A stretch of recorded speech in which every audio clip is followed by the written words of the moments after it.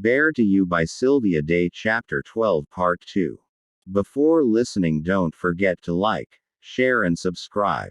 Thank you. I'd love to. My whole afternoon brightened at the thought of enjoying lunch at one of my favorite restaurants with two really charming guys. They'd distract me from thinking about the conversation I was hours away from having with Gideon about my past. My privacy was clearly gone. I would have to grow a set of balls and talk to Gideon before we went out to dinner.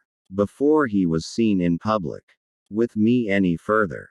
He needed to know the risk was taking by being associated with me. When I received an interoffice envelope a short while later, I assumed it was a small mock-up of one of the Kingsman ads, but found a note card from Gideon instead. Noon. My office. Really? I muttered, irritated by the lack of salutation and closing. Not to mention the lack of a request. And who could forget the fact that Gideon hadn't even mentioned running into Magdalene at dinner. Had he invited her as his date in my stead? That's what she was there for, after all. To be one of the women he socialized with outside of his hotel room. I flipped Gideon's card over and wrote the same number of words with no signature. Sorry. Have plans. A bratty reply, but he deserved it. When a quarter to noon rolled around, Mark and I headed down to the ground floor.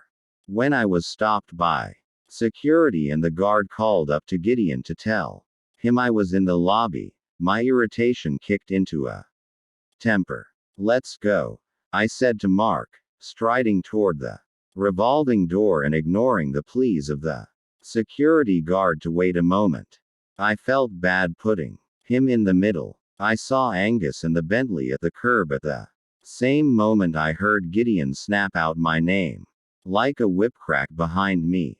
I faced him as he joined us on the sidewalk with his face impassive and his gaze icy. I'm going to lunch with my boss, I told him, my chin lifting. Where are you headed, Garrity? Gideon asked without taking his eyes off me. Bryant Park Grill. I'll see that she gets there. With that, he took my arm and steered me firmly toward the Bentley and the rear door that Angus held open for me. Gideon crowded in behind me, forcing me to scramble across the seat. The door shut and we were off. I yanked the skirt of my sheath dress back into place. What are you doing? Besides embarrassing me in front of my boss. He draped one arm over the back of the seat and leaned toward me. Is Carrie in love with you? What? No. Have you fucked him? Have you lost your mind? Mortified, I shot a glance at Angus and found him acting like he was deaf. Screw you, billionaire playboy with your bevy of beautiful socialites. So you did see the photos. I was so mad I was panting. The nerve. I turned my head away, dismissing him and his idiotic accusations. Carrie's like a brother to me. You know that. Ah. But what are you to him?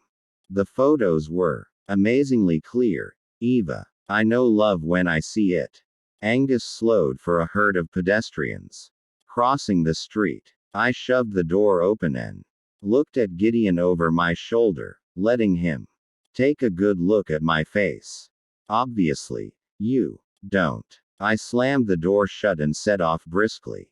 Righteous in my anger, I'd fought back my own questions and jealousy with Herculean effort, and what did I get for it? An irrationally pissed off Gideon. Eva, stop right there.